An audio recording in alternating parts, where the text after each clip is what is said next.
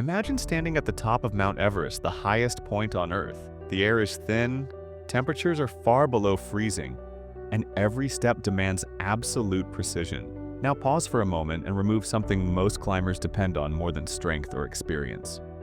Remove sight. How does a person judge distance on a narrow ridge they cannot see? How do they detect danger in a landscape of ice, cliffs, and sudden drops? And how do they survive in a place where even experienced, fully sighted climbers often fail? This situation may sound impossible, yet historical records confirm that in 2001, an American mountaineer named Erik Weihenmayer, who was completely blind, navigated these exact conditions and reached the summit of Mount Everest. Not through luck or spectacle, but through preparation, communication, and methods that challenged conventional assumptions about human limits. Erik Weihenmayer is an American mountaineer, educator, and author known for becoming the first blind person to summit Mount Everest. His ascent took place on May 25, 2001 during a standard guided expedition. This event is documented as a significant moment in modern mountaineering history, not because of spectacle, but because of the logistical and adaptive methods involved. This video presents a detailed and factual account of his life, preparation, the Everest expedition, and its lasting impact. Erik Weihenmayer was born in 1968 in New Jersey, United States. Medical records indicate that he was diagnosed at a young age with retinoschisis, a rare genetic eye disorder that gradually reduces vision. By the age of 13, he had completely lost his sight. During the 1970s and 1980s, educational and recreational opportunities for visually impaired individuals were limited. Adaptive sports programs were still developing, and public awareness of disability inclusion was relatively low. At the same time, mountaineering was evolving rapidly. By the late 20th century, Mount Everest expeditions had become more accessible due to better equipment and guiding services, yet the mountain remained extremely dangerous. Records show that many experienced climbers continue to face serious injury or death each year. After losing his vision, Weihenmayer faced significant changes in daily life and education. Historical accounts suggest that his family encouraged independence rather than limitation. He learned Braille, mobility skills, and alternative methods for learning and navigation. Despite vision loss, he remained physically active.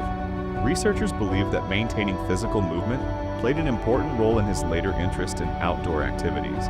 He later attended Boston College, where he studied education. Following graduation, he worked as a middle school teacher teaching social studies. Weihenmayer began rock climbing in his early 20s. Rock climbing offered a controlled environment where touch, balance, and verbal instruction could replace visual input. Climbing partners used precise spoken commands to describe handholds, foot placement, and body position. Over time, this communication system became faster and more efficient. Records indicate that he trained extensively, climbing both indoors and outdoors. Gradually, he moved from rock climbing to ice climbing and high-altitude mountaineering. Before Everest, he climbed several major peaks, including Mount Elbrus in Europe, Mount Kilimanjaro in Africa, Aconcagua in South America. These climbs served as preparation for extreme altitude and weather conditions. Mount Everest rises approximately 88,049 meters above sea level. Temperatures can drop below -40 degrees Celsius, and oxygen levels decrease sharply with altitude. Above 8,000 meters lies the death zone, where oxygen is insufficient for long-term survival. In this zone, decision-making becomes slower, and physical coordination is reduced. Climbers must cross deep crevasses, ice falls with moving glaciers, narrow ridges exposed to strong winds. Even small mistakes can be fatal. In 2001, Erik Weihenmayer joined a guided expedition composed of experienced climbers and Sherpa support teams. The group followed a standard acclimatization schedule, spending several weeks moving between base camp and higher camps. Weihenmayer relied on fixed ropes, spoken instructions, physical contact with climbing equipment. Team members described terrain changes in real time, including slopes, steps, and ice formations. Midway through the climb, weather conditions became increasingly unstable. Records indicate strong winds and reduced visibility across the mountain. At this stage, even sighted climbers faced difficulty navigating the terrain. This reduced the relative difference between visual and non-visual navigation, increasing reliance on teamwork. The expedition faced multiple risks common to high-altitude climbing. These included altitude sickness, frostbite, extreme fatigue, oxygen depletion. For Weihenmayer, hazards such as loose ice or sudden drops required constant communication.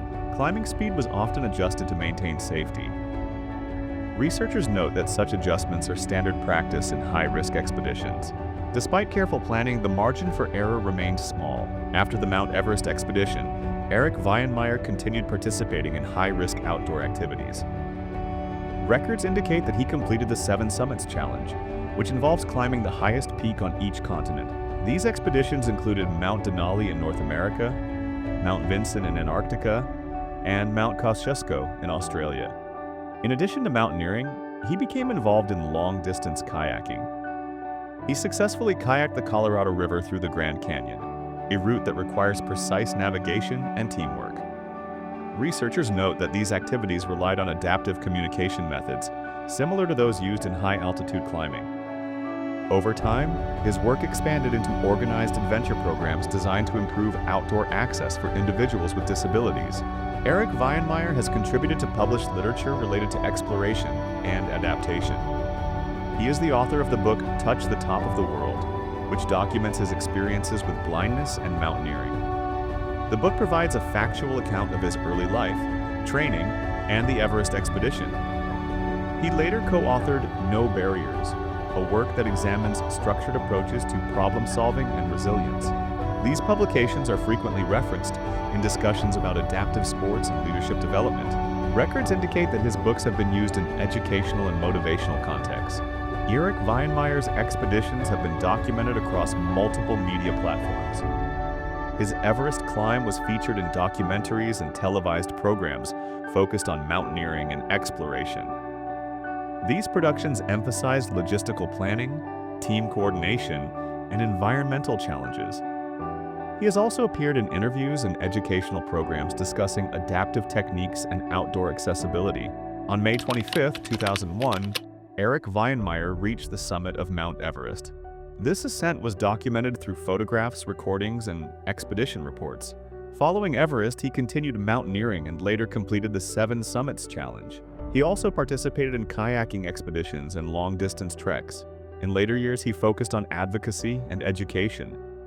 He co-founded organizations aimed at improving access to outdoor activities for individuals with disabilities.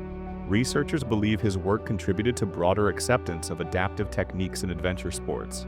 Erik Weihenmayer's ascent of Mount Everest represents a documented example of structured adaptation under extreme conditions.